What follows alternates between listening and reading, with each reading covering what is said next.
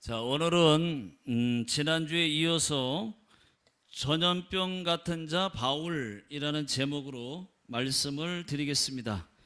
내용이 너무 길어서 24장 1절로 9절까지만 읽었습니다. 그러나 내용은 22장부터 24장까지입니다. 핵심 내용만 추려서 말씀을 드리겠습니다. 지난주에 이어서 사도행전 22장 말씀입니다.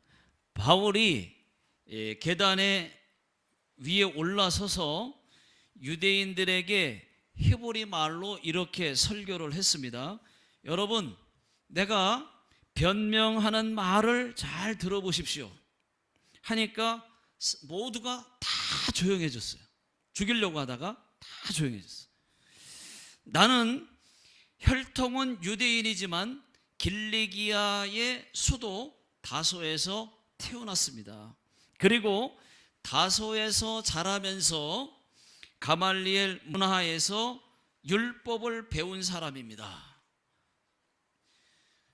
여러분, 여기서 참고로 가말리엘 문화가 아니고 문하, 가말리엘 문하에서 율법을 배웠다는 말은 최고의 학교에서 최고의 학문을 배웠다는 말입니다. 최고의 율법을 배웠다는 말입니다. 여기서 가말리엘은 사람 이름입니다. 여러분, 세계에서 바이올린으로 유명했던 그 일본 사람 스즈키라는 분이 있지 않습니까? 자, 이분이 여기 마츠모토 사람입니다. 마츠모토의 스즈키 바이올린 학교가 있습니다. 그리고 이분의 생가가 있습니다. 마찬가지로 가말리엘은 그 랍비는 선생이라는 뜻입니다. 유대인들에게 이 가말리엘은 우리의 랍비라고 하는 최고의 칭호를 들은 사람입니다.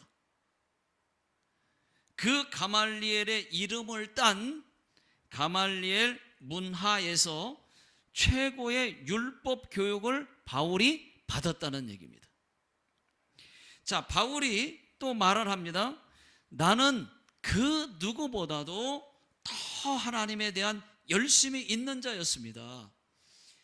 나는 하나님의 도를 따르기 위해서 예수 믿는 사람을 핍박하고 남녀 할 것 없이 다 잡아다가 옥에 넘기고 또 사람을 죽이기까지 했습니다.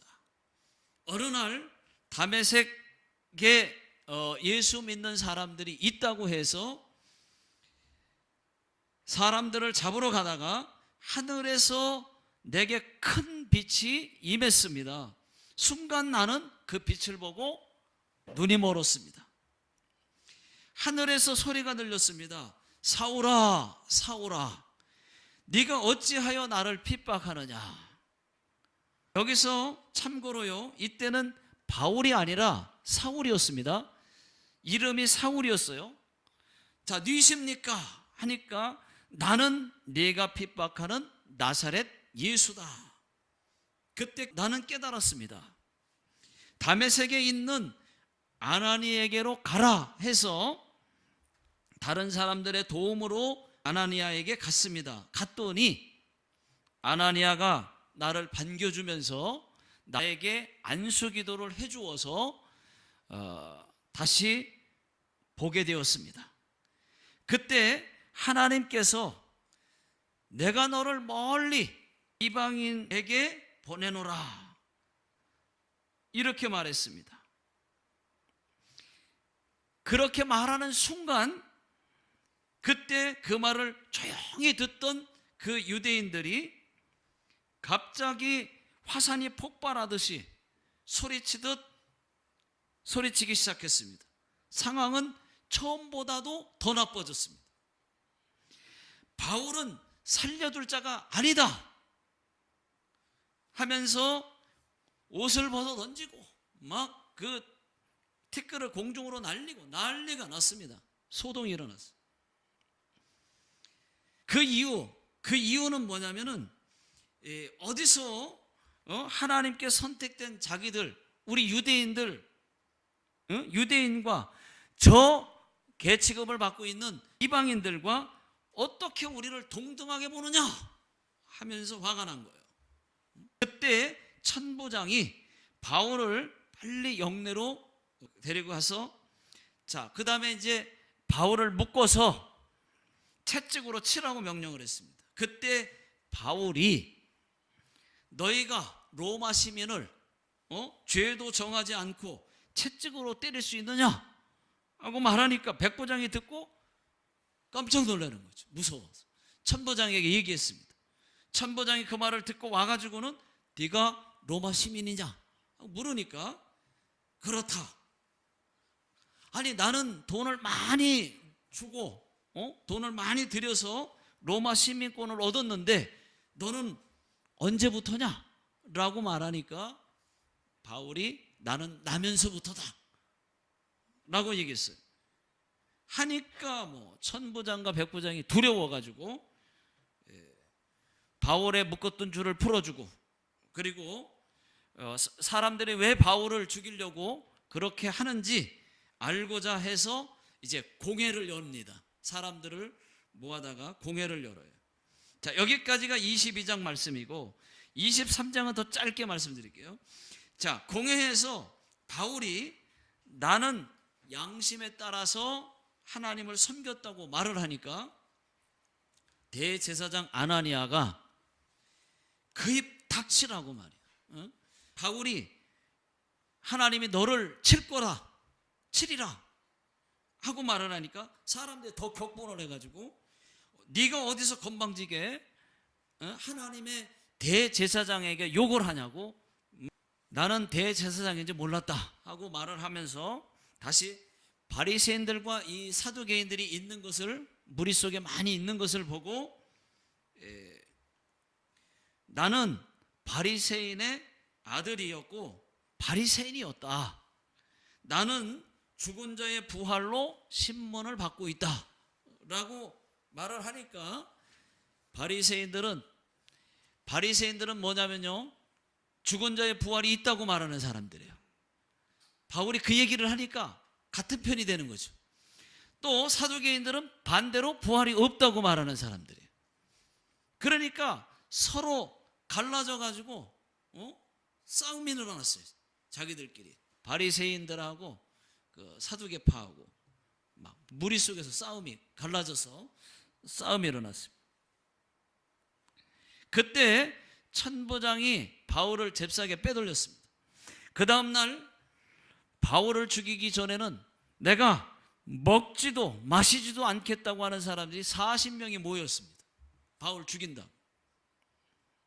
그때 바울의 생질, 이름은 나와 있지 않습니다만 바울의 유일한 그 피부치 생질 청년 하나가 40명이 바울을 죽이려고 매복해 있다고 하는 것을 알고 천부장에게 알립니다.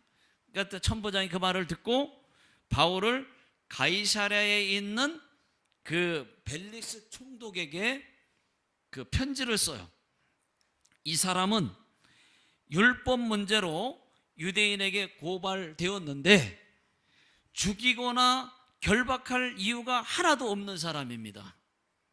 그런데 이 사람을 죽이려는 사람들이 40명이 있습니다. 그래서 벨릭스 총독에게 보냅니다 하고 편지를 써서 밤 9시입니다. 밤 9시에 몰래 군인들 470명을 시켜가지고 바울을 보호해서 벨릭스 총독에게 보냈어요. 그 소문을 들은 대제사장 아나니아와 그 다음에 장로들이 변호사 더둘로를 고용을 해가지고 가이사랴에까지 와서 또 바울을 고발을 하는 거예요. 그 다음에 이제 오늘 읽은 말씀 24장입니다. 오늘 이 말씀만 잘 기억하시면 돼요. 자, 가이사랴에서 그 바울의 재판이 열렸습니다. 재판장은 벨릭스 총독입니다. 자, 바울은 변호사가 없어요. 한 명도 없습니다. 자기 혼자예요. 더둘러가 이렇게 아부하면서 고발을 합니다. 벨릭스 각하, 벨릭스 각하요. 자, 총독에게 각하라고 하는 호칭을 써가면서 우리가 각하 때문에 이렇게 태평을 누리며 잘 살고 있습니다. 감사합니다. 하면서 고발을 해요. 자, 그런데 이 사람 바울은 전염병 같은 자입니다. 온 세상 모든 유대인들을 설안게 할 뿐만 아니라 분명 나사렛 이단의 우두머리가 맞습니다. 성전을 더럽게 하여 우리가 잡았습니다. 당신이 직접 신문해 보시면 우리가 왜 고발할 수밖에 없었는지 다 알게 될 것입니다. 그렇게 얘기를 하니까 다른 유대인들이 옳소, 맞아요 하는 거예요. 자, 여러분, 여기서 더둘러가 고발한 바울의 죄는 세 가지입니다.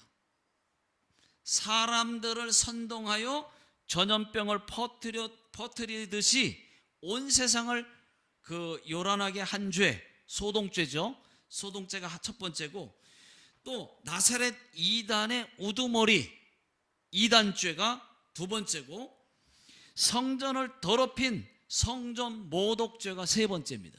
세 가지, 이렇게 세 가지 죄로 고발을 한 거예요.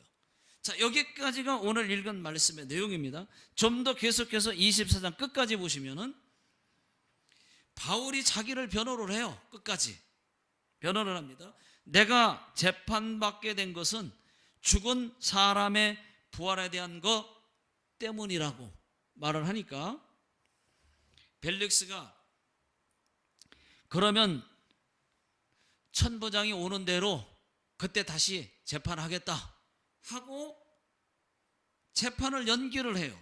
바로 안 하고. 근데 그 재판이 2년 갑니다. 2년. 재판을 안 하고 2년 가요. 바울을 감옥에 가두고 지키라고 그 대신에 자유는 주라 그랬어요. 자유는 주라. 자, 며칠 뒤에 벨릭스가 자기 아내를 데리고, 드루실라 자기 아내를 데리고 함께 바울을 불러가지고 예수 믿는 것에 대해서 물어봅니다. 그리고 들어요. 그리고 틈나는 대로 또 바울을 불러서 예수에 대해서 듣습니다. 그 이유는 돈을 받을까 하는 마음에서 그렇게 한 것입니다. 예수 믿으려고 한 것이 아니고 그렇게 해주는 척 하면서 돈을 받을까 하는 마음에서 한 거예요. 자, 그러나 돈은 받지 못했고 예수도 믿지 않았습니다. 그렇게 재판 연기가 2년 갔습니다.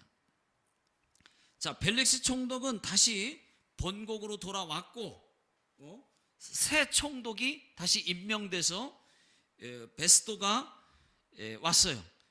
베스도도 바울을 풀어주지 않고 계속 감금한 채로 있었습니다. 자, 여기까지가 오늘 말씀의 내용이에요. 자, 저는 오늘 읽은 말씀 그리고 24장에서 세 가지를 함께 나누고 싶습니다. 자, 첫 번째는 벨릭스 총독은 돈을 좋아했다는 것입니다. 자, 벨릭스는 바울이 죄가 없다는 것을 알면서도 바울을 풀어주지 않았어요. 감금했습니다.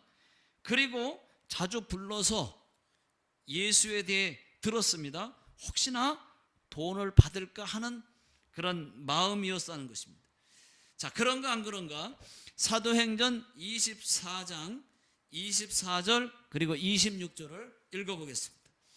자, 시작. 수일 후에 벨릭스가 그 아내 유대 여자 드루실라와 함께 와서 바울을 불러 그리스도 예수 믿는 도를 듣거늘 동시에 또 바울에게서 돈을 받을까 바라는 고로 더 자주 불러 같이 이야기하더라. 자, 이렇게 벨릭스는 돈 욕심이 있는 사람입니다. 실제로 전해지는 바에 의하면 벨릭스는 처음에 노예였습니다. 노예 출신이에요. 그런 그가 로마 글라우디오 황제의 청해를 받아서 자유의 몸이 되었고 총독의 자리에까지 올라갔습니다. 그러나 이 사람은, 이 벨릭스는 아주 잔인하고 돈 욕심이 많아서 나중에 어떻게 되었느냐, 가이사라의 그 총독으로 있는 동안에 많은 사람들에게 뇌물을 받아서 그 받았다고 하는 뇌물 받은 것이 들통이 나서 결국은 가이사라 그 시민이 로마에 고발을 해요. 그래서 본국으로 다시 돌아가게 돼서 네로 황제 앞에서 재판을 받습니다. 그 재판 결과는 기록이 없어서 모르겠는데 아마 어떤 처벌을 받았을 것입니다. 자, 여러분, 돈은 나쁜 것은 아니지만은 여러분, 돈을 사랑하지는 마십시오. 디모데전서 6장 10절에는 돈을 사랑함이 일만 악의 뿌리가 된다 그랬어요. 돈을 사랑하는 것, 사랑함이 일만 악의 뿌리가 된다, 그렇게 말씀하고 있습니다. 여러분, 돈이 얼만큼 무서운지 아시죠? 여러분, 모든 것이 돈에 의해서, 이 세상이 얼마나 돈이 무서운 줄 아시죠? 여러분, 돈을 사랑하는 것이 죄가 된다는 것입니다. 여러분, 돈을 사랑하면 돈의 노예가 됩니다. 돈 때문에 비굴해집니다. 돈의 노예가 되지 마시고 돈을 잘 다스리고 정복하십시오. 돈을 잘 쓰십시오. 늘 말씀드리지만 돈은 쓴 만큼만 내 돈이에요. 아무리 내가 100억이 있어도 갖고만 있는 거지, 안 쓰면 내 돈 아니에요. 쓴 만큼만 내 돈입니다. 돈을 잘 쓰면 복이고 잘못 쓰면 악이고 독이고 죄가 된다는 것을 잊지 마십시오. 여러분, 돈도 하나님이 주시는 겁니다. 하나님이요, 작정하고 돈을 주시면은 막을 자가 없어요. 아, 하나님 그만이요, 그만. 그럴 때까지 부어주시면은 막을 자가 없어요. 내 잔이 넘치나이다 할 때까지. 그런데 돈을 하나님이 막으시면은 돈이 헛간대로 마구 새어나갑니다. 돈을 막아요, 하나님이. 병원으로, 사고로 돈이 막 새어나가요. 돈이 안 모아져요. 구멍이 생겨서 돈이 안 모아져. 여러분, 돈 사랑하지 마시고 하나님을 더 사랑하시기를 예수 능력의 이름으로 축원합니다. 자, 두 번째는 바울을 전염병 같은 자라고 고발을 했습니다. 자, 5절 다 같이요. 자, 시작. 우리가 보니 이 사람은 전염병 같은 자라. 여기까지요. 여러분, 이 전염병이 얼마나 무섭습니까? 우리는 코로나를 겪어봐서 잘 알고 있습니다. 바울은 전염병 같은 자라는 소리를 들었다는 것입니다. 여러분, 거꾸로 한번 생각해 보십시오. 바울의 전염병은 나쁜 전염병이 아니었어요. 예수 십자가 복음의 전염병입니다. 천국 구원의 복음을 퍼뜨리는 전염병 같은 자였다는 것입니다. 그러니까 대제사장 그 아나니아와 변호사 더둘로가 바울이 전한 그 복음이 막 급속도로 전파된 것을 보고 바울을 전염병 같은 자라고 그렇게 고발했던 것입니다. 자, 그 다음 5절을 더 보시면은 천하에 흩어진 유대인을 다 소유하게 하는 자요. 이건 뭐예요? 디아스포라. 흩어진 유대인들, 그들이 디아스포라예요. 전 세계에 흩어진 유대인들을 뜻하는 말입니다. 전 세계에 흩어진 디아스포라 유대인들에게 예수 폭발, 전도 폭발, 예수 전도 폭발을 일으키는 자로 보았다는 얘기입니다.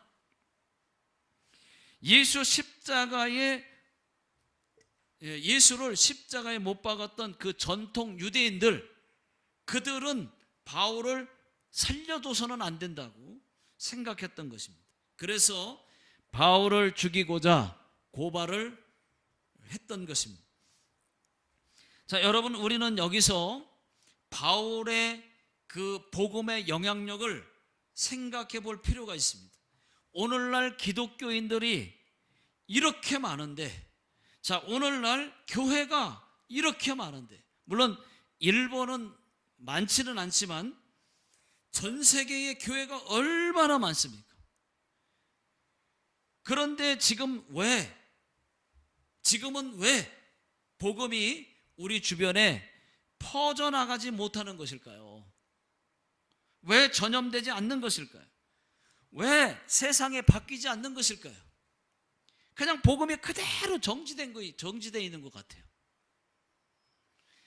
그때의 복음이나 지금의 복음은 똑같습니다. 그런데 왜 바람 빠진 복음처럼 왜 그럴까? 그 이유는 우리가 복음을 바울처럼만큼 생각하지도 않고 그만큼 복음을 중요하게 여기고 전하지 않기 때문입니다. 전하면 복음은 능력이 있습니다. 복음은 그 자체가 능력이 있습니다.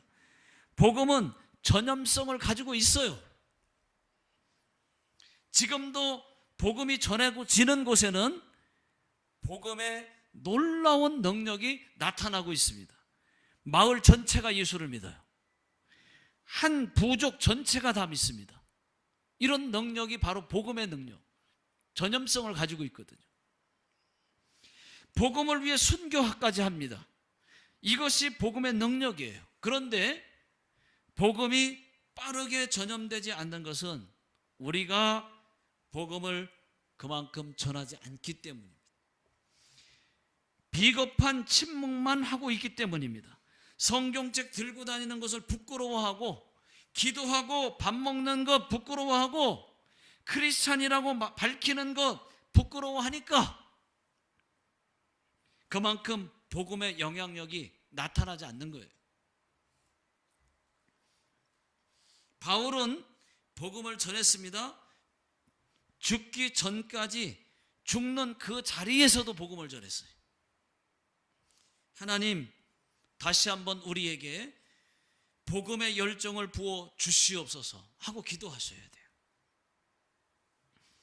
저는 예수 이름이 일본 땅 전역에 퍼져나갔으면 좋겠습니다.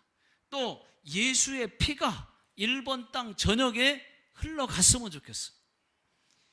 내가 만난 예수, 내가 믿는 예수, 나를 변화시킨 예수를 퍼뜨리는 전염병 같은 자들이 다 될 수 있기를 예수 능력의 이름으로 축원합니다. 자, 세 번째는 바울을 나사렛 이단의 우두머리라고 고발을 했다는 것입니다. 자, 계속해서 5절을 보시면은 나사렛 이단의 우두머리라. 여러분, 우두머리가 뭡니까? 최고라는 말이죠. 대장이라는 말이죠. 우두머리, 다른 말로 왕초죠. 왕초. 여러분, 이것도 거꾸로 보면 좋은 겁니다. 역설적인 진리가 있습니다. 그만큼 바울은 나사렛 예수 중심의 삶을 살았다는 것을 알 수가 있어요. 더들로는 바울을 나사렛 이단이라고 표현을 했습니다. 나사렛 이단, 우두머리, 이단의 우두머리. 여기서 나사렛은 누구를 말하는 겁니까? 예수님을 말하는 거예요. 예수님. 복음서에서도 예수님을 말할 때 가장 많이 사용했던 단어가 나사렛입니다. 나사렛. 나사렛 예수 또는 나사렛 사람. 예수님도 자기를 네가 핍박하는 나사렛 예수다 라고 본인도 나사렛이라고 말했습니다. 바울은 다메섹 도상에서 예수 만나고 완전히 삶이 바뀌었어요. 모든 삶을 나사렛 예수 위에 바쳤습니다. 그때부터 나사렛 예수의 우두머리가 되었습니다. 예수 십자가 복음만 증거하는 이방인 선교사가 되었어요. 여러분, 우리가 예수 믿더라도 세게 믿어야 돼요. 잘 믿어야 돼요. 우두머리가 돼야 돼요. 최고가 돼야 돼요. 여러분 더둘러가 바울에게 나사렛 이단의 우두머리라고 고발을 했습니다. 이 말을 거꾸로 생각해 보면은 예수를 그 누구보다도 잘 믿었다는 뜻 아니겠습니까? 최고로 잘 믿었다는 거예요. 나사렛 예수만을 믿고 나사렛 예수만을 높이고 자랑하고 말하고 전했다는 말입니다. 우리도 예수 이름을 높이는 삶인 줄로 믿습니다. 자, 오로지 예수만 믿고 예수만 자랑하고 예수 십자가만 자랑하는 예수 복음 전하는 예수쟁이들 다 되시기를 예수 능력의 이름으로 축원합니다. 예수쟁이 얼마나 좋아요. 여러분, 예수쟁이라는 말 들어보셨습니까? 네, 들어보셨네요. 저도 들어봤습니다. 저도 예수쟁이라는 말, 예수에 미쳤다는 말 들어봤어요. 더 듣고 싶어요. 여러분들도 들어보셨을 겁니다. 저는 그 말 들었을 때 너무 좋았어요. 자, 여러분 사도 바울도 들었어요. 예수에 미쳤다는 말을 들었습니다. 나사렛 이단의 우두머리라는 말을 들었어요. 속으로 얼마나 기뻤을까요? 보통 갖고는 여러분 못 듣는 말인데 바울은 들었다는 것입니다. 자, 사도행전 26장 24절 25절 다 같이 한번 읽어보겠습니다.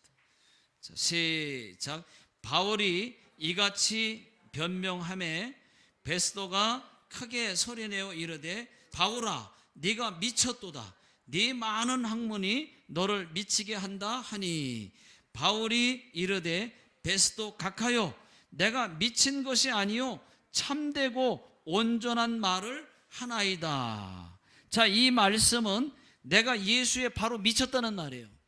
그냥 보통 미친 사람 그런 사람이 아니고 미쳤어도 예수에 바로 미친 사람이라고 하는 말입니다.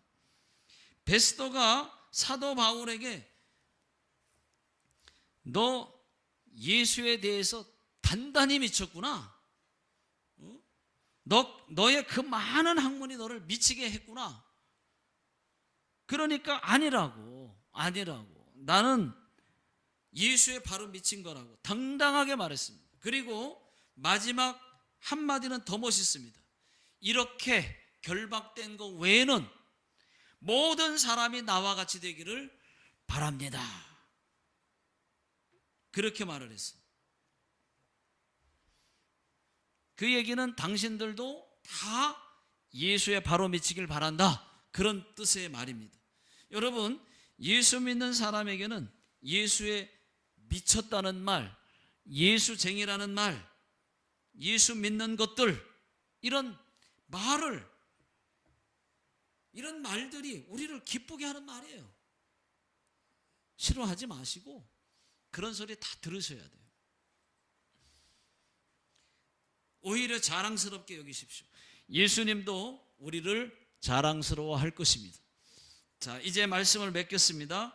우리도 사도 바울처럼 오직 성령에 사로잡힌 사람들 되어서 구원의 기쁨도 회복하고 복음의 열정도 회복하고 복음을 전염시키는 예수 전염병과 같은 사람, 그리고 예수 잘 믿는 예수에 미친 예수 우두머리 같은 자들 다 되시기를 주의 이름으로 축원합니다.